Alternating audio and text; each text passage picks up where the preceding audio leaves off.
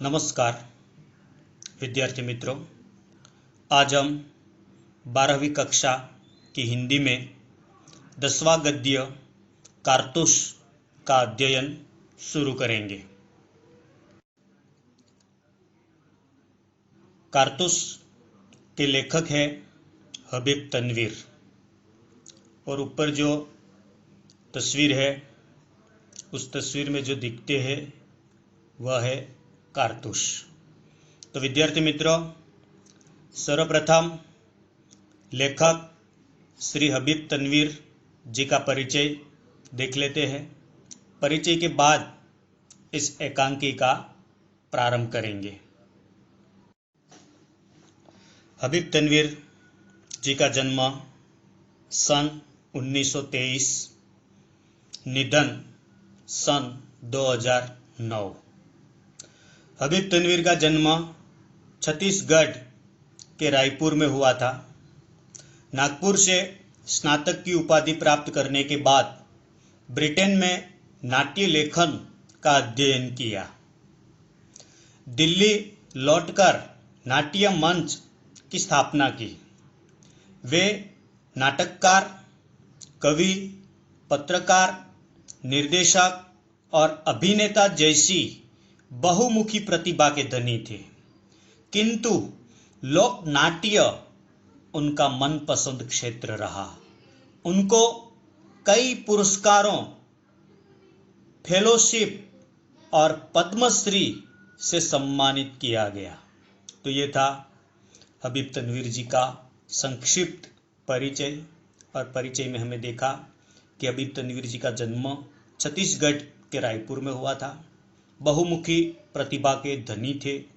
हिंदी साहित्य के क्षेत्र में कवि के रूप में कविताएं लिखी, पत्रकार के रूप में भी कार्य किया, निर्देशक के रूप में भी कार्य किया और अभिनेता के तौर पर अभिनय भी किया।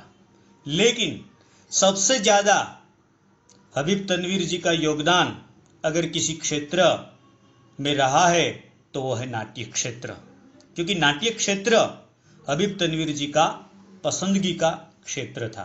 इसीलिए हबीब तनवीर जी ने ज्यादातर अपना योगदान नाट्य क्षेत्र में दिया है।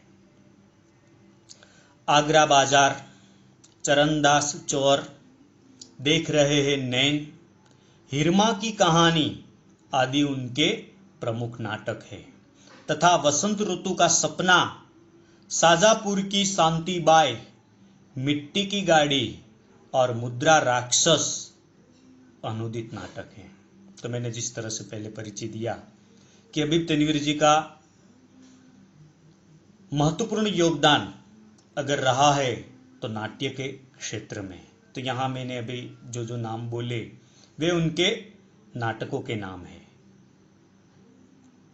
अब हम इस एकांकी के सारांश को देखते हैं। यहाँ कारतूस एकांकी में वजीर अली नामक एक जांबाज के कारनामों का वर्णन है, जिसका एकमात्र लक्ष्य अंग्रेजों को इस देश से निकालना है। उसने अंग्रेजी हुकूमत की नींद हराम कर रखी थी। वह इतना निडर और दिलेर था कि बटालियन के खेमे में पहुंचकर वह कर्नल पर ऐसा रोष जमाता है कि खुद कर्नल हक्का बक्का रह जाता है और उसके मुंह से शत्रु की तारीफ निकल पड़ती है।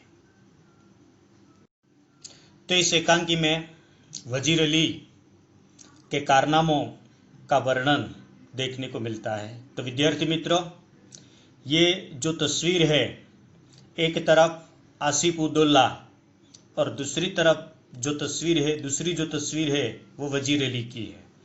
आसिफ उद्दौला वजीर अली के पिता है। तो इस एकांकी में हबीब तनवीर जी ने वजीर अली के कारनामों का वर्णन किया है।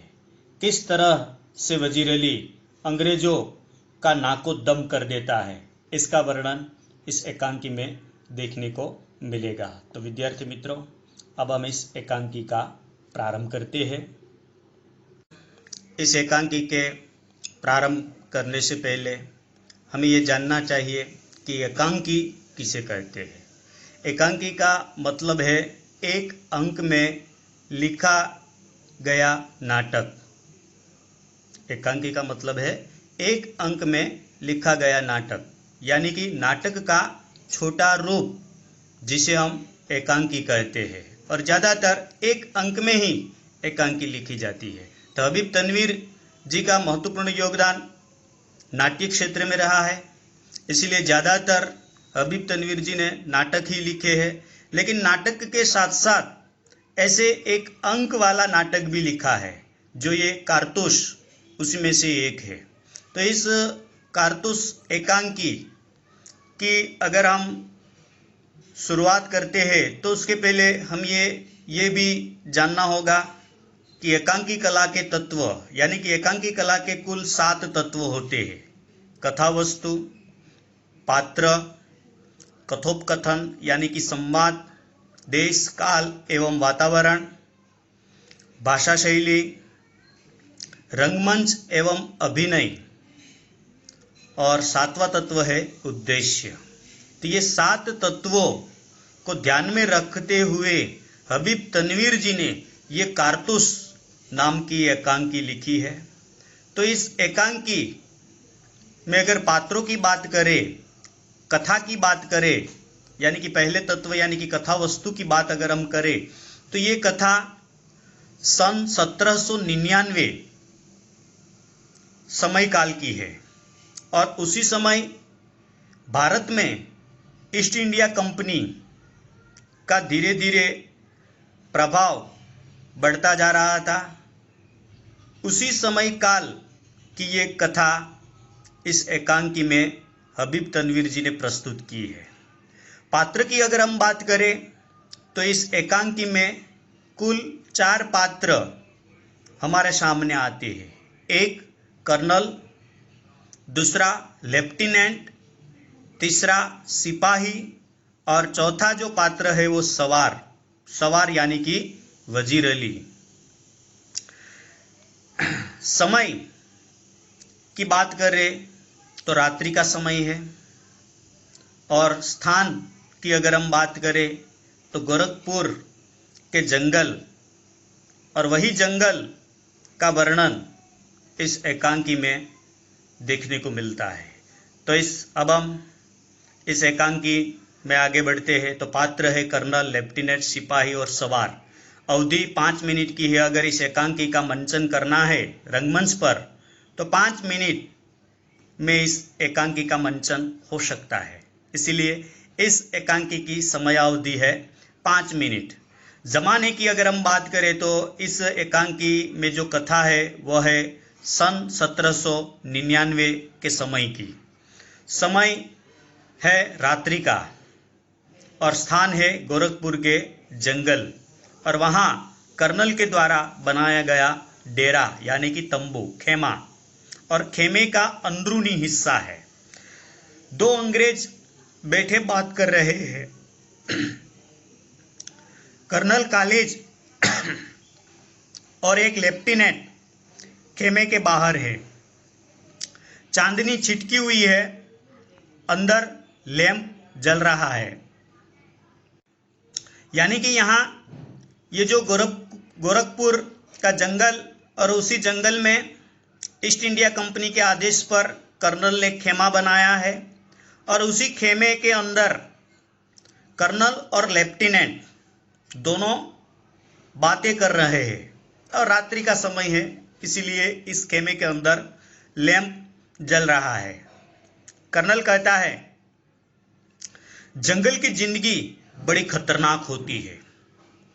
कर्नल लेफ्टिनेंट से कहता है कि भाई जंगल की जिंदगी बड़ी खतरनाक होती है। बड़ी खतरनाक होती है का मतलब होता है बहुत परेशानी वाली जिंदगी। परेशान होना पड़ता है, जंगल के आसपास रहना हमारे लिए परेशानी बन जाती है। इसलिए कर्नल लेफ्टिनेंट से कहता है कि जंगल की जिंदगी बड़ी खतरनाक होती है। तो लेफ्टिनेंट कहता है हफ्तों हो गए यहाँ खेमा डाले हुए, सिपाही भी तंग आ गए हैं। ये वजीर अली आदमी है या भूत, हाथ ही नहीं है लगता। तो लेफ्टिनेंट कर्नल जब कहता है कि जंगल की जिंदगी बड़ी खतरनाक होती है, तो लेफ्टिनेंट कर्नल को उत्तर देते हुए कहते हैं कि यहाँ खेमा डाले कई हफ्ते हो गए, फिर भी वजीर अली गिरफ्तार नहीं हुआ। हमें तो ऐसा लगता है कि वजीर अली आदमी है या भूत, हाथ ही नहीं लगता। कई हफ्ते हो गए हैं इस वजीर अली को गिरफ्तार करने के लिए इस खेमे में रहने, फिर भी ये वजीर अली हमारी गिरफ्त में नहीं आया। इसलिए लेफ्टिनेंट कहता है कि ये वजीर अली आदमी है या भूत। कर्नल उसके अफसाने सुन के रॉबिन हुड के कारनामे याद आते हैं। अंग्रेजों के खिलाफ उसके दिल में किस कदर नफरत है। कोई 5 महीने हुकूमत की होगी, मगर इस 5 महीने में वो अवध के दरबार को अंग्रेजी असर से बिल्कुल पाक कर देने में तकरीबन कामयाब हो गया था। जब लेफ्टिनेंट कहता है ना कि ये वजीर अली आदमी है या भूत, तो उसी बात को लेकर कर्नल कहता है कि हाँ, मैंने भी वजीर अली के कई अफसाने सुने हैं, कई कहानियां, कई किस्से वजीर अली के मैंने सुने हैं। और जब वजीर अली के किस्से जब मैं सुनता हूं, जब उनकी कहानियां जब मैं सुनता हूं, तो मुझे रॉबिन हुड की याद आती है। यह है रॉबिन हुड की तस्वीर। रॉबिन हुड एक ऐसा जांबाज था कि वो धनवानों को लूटकर उनसे जो पैसे मिलते थे, वही पैसों को वो गरीबों में बांट देते थे और किसी के हाथ वो नहीं आते थे। ऐसा जांबाज, निडर वो रॉबिन हुड था। इसलिए कर्नल कहता है कि जब मैं वजीर अली के अफसाने सुनता हूं, तो मुझे रॉबिन हुड की याद आती है। वैसे भी वजीर अली अंग्रेजों को नफरत करते हैं। लगभग 5 महीने इन्होंने अवध पर शासन किया था और वो 5 महीनों में अंग्रेजों के शासन से वजीर अली ने अवध को मुक्त करा दिया था। इतना वो जांबाज और निडर आदमी है वो। आगे लेफ्टिनेंट कहता है, कर्नल कॉलिंस, ये सादत अली कौन है? लेफ्टिनेंट कर्नल से सवाल पूछते हैं कि ये सादत अली कौन है? तो कर्नल उत्तर देते हैं और कहते हैं, आसिफुद्दौला का भाई है, वजीर अली का और उसका दुश्मन। असल में नवाब आसिफुद्दौला के यहाँ लड़की की कोई उम्मीद नहीं थी। वजीर अली की पैदाइश को सादत अली ने अपनी मौत ख्याल किया। कर्नल ने लेफ्टिनेंट से ये कहा कि सादत अली जो है वो आसिफुद्दौला का भाई है और सादत अली ऐसा मानता था कि आसिफुद्दौला के यहाँ कोई संतान नहीं है, इसीलिए अवध का वारिस मैं ही हूँगा। लेकिन कुछ सालों के बाद आसिफुद्दौला के घर वजीर अली का जन्म होता है और उसी वजीर अली की पैदाइश को सादत अली ने अपना दुश्मन मान लिया। इसलिए ये सादत अली आसिफुद्दौला और वजीर अली का दुश्मन है। रिश्ते में चाचा है, लेकिन वास्तव में वो आसिफुद्दौला और वजीर अली का दुश्मन है। लेफ्टिनेंट, मगर सादत अली को अवध के तख्त पर बिठाने में क्या मसलहत थी? लेफ्टिनेंट एक और सवाल पूछता है कर्नल से। कर्नल से पूछता है कि ये सादत अली को अवध के तख्त पर बिठाने का रहस्य क्या है? अवध पर सादत अली को क्यों बिठाया? तो इस प्रश्न का उत्तर कर्नल देते हुए कहते हैं, सादत अली हमारा दोस्त है और बहुत ऐश पसंद आदमी है, इसलिए हमें अपनी आधी मुमलिकत, यानी मुमलिकत का मतलब होता है जायदाद, दौलत, दे दी और 10 लाख रुपये नगद। अब वो भी मजे करता है और हम भी। लेफ्टिनेंट ने जब ये पूछा कि भाई अवध के तख्त पर सादत अली को क्यों बैठाया, इसका रहस्य क्या है। तो कर्नल उस रहस्य की जानकारी लेफ्टिनेंट को देते हुए कहते हैं कि सादत अली जो है वो हमारा दोस्त है, आसिफउद्दौला और वजीर अली का तो दुश्मन है, लेकिन हमारा वो दोस्त है और ऐश पसंद आदमी है, ऐशो आराम में ही वो रत रहता है। इसीलिए हमने इस सादत अली को अवध के तख्त पर बिठाया और आधी जायदाद और दौलत वो सादत अली ने हमें दे दी और 10 लाख रुपये नकद वो सादत अली ने हमें दिया। इसलिए हमने सादत अली को अवध के तख्त पर बिठाया। अब वो मजा करता है और हम भी अपने तरीके से मजा करते हैं, इसीलिए हमने सादत अली को अवध के तख्त पर बिठाया। रहस्य यही था। लेफ्टिनेंट कहता है, सुना है ये वजीर अली अफगानिस्तान के बादशाह शाह जमा को हिंदुस्तान पर हमला करने की दावत दे रहा है। दावत का मतलब है आमंत्रण। तो लेफ्टिनेंट कर्नल से ये कहता है कि भाई मैंने ये सुना है कि वजीर अली अफगानिस्तान के बादशाह को हिंदुस्तान पर हमला करने का आमंत्रण दे रहा है, क्या ये सही है। तो इस प्रश्न का उत्तर कर्नल देता है, लेफ्टिनेंट से कहते हैं कि अफगानिस्तान को हमले की दावत सबसे पहले असल में टीपू सुल्तान ने दी, फिर वजीर अली ने भी उसे दिल्ली बुलाया और फिर शमसुद्दौला ने भी। तो कर्नल लेफ्टिनेंट से कहता है कि भाई असल में अगर देखा जाए तो पहला आमंत्रण अगर अफगान के बादशाह को दिया है तो टीपू सुल्तान ने दिया है।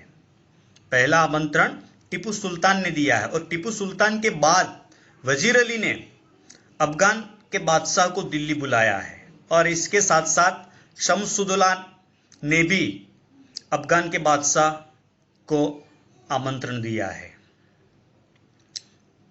लेफ्टिनेंट, ये शमसुद्दौला कौन। जब शमसुद्दौला का नाम आया तो लेफ्टिनेंट शमसुद्दौला से परिचित नहीं है, इसीलिए वो कर्नल से पूछते हैं कौन शमसुद्दौला।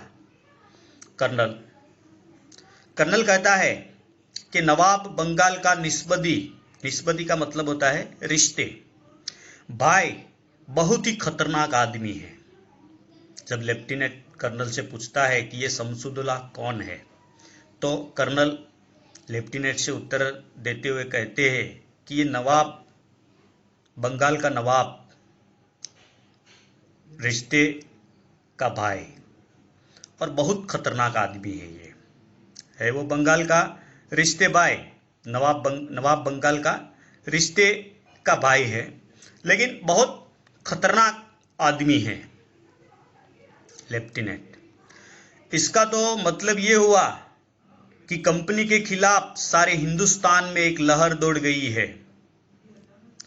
जब कर्नल ने कहा कि ये शमसुद्दौला नवाब बंगाल का रिश्ते का भाई है, बहुत खतरनाक है, तो ये सुनकर लेफ्टिनेंट ने कर्नल से ये कहा कि भाई इसका मतलब तो ये हुआ कि हिंदुस्तान में ईस्ट इंडिया कंपनी के खिलाफ एक लहर दौड़ गई है, यानी कि ईस्ट इंडिया कंपनी के खिलाफ विरोध हो रहा है और इस विरोध की लहर पूरे हिंदुस्तान में फैल रही है। कर्नल ने लेफ्टिनेंट की इस बात में हाँ भरी और कहा कि जी हाँ। कर्नल कहता है कि जी हाँ, पूरे हिंदुस्तान में ईस्ट इंडिया कंपनी के खिलाफ विरोध की लहर फैल रही है। और आगे कहते हैं, जी हाँ, अगर ये कामयाब हो गई तो बक्सर और प्लासी के कारनामे धरे रह जाएंगे और कंपनी जो कुछ लॉर्ड क्लाइव के हाथों हासिल कर चुकी है, लॉर्ड वेल्जली के हाथों सब खो बैठेगी। कर्नल कहता है कि जी हाँ, पूरे हिंदुस्तान में ईस्ट इंडिया कंपनी के खिलाफ विरोध की लहर फैल रही है अगर ये लोग इसमें कामयाब हो गए तो प्लासी और बक्सर के युद्ध में हमने जो लॉर्ड क्लाइव के हाथों जो प्राप्त किया वह लॉर्ड वेल्लेस्ली के हाथों गंवा देंगे। ये सच है और इस बात को हमें माननी पड़ेगी। अगर नहीं मानेंगे और उसके खिलाफ अगर कुछ एक्शन नहीं लिया तो लॉर्ड क्लाइव के हाथों जो हमने हिंदुस्तान में प्राप्त किया वह लॉर्ड वेल्लेस्ली के हाथों गंवाना पड़ेगा। ये सच है। तो विद्यार्थी मित्रों, आज के इस वीडियो में यहाँ तक ही रखते हैं। आने वाले वीडियो में इस एकांकी के उत्तरार्ध के बारे में अभ्यास करेंगे। अस्तु।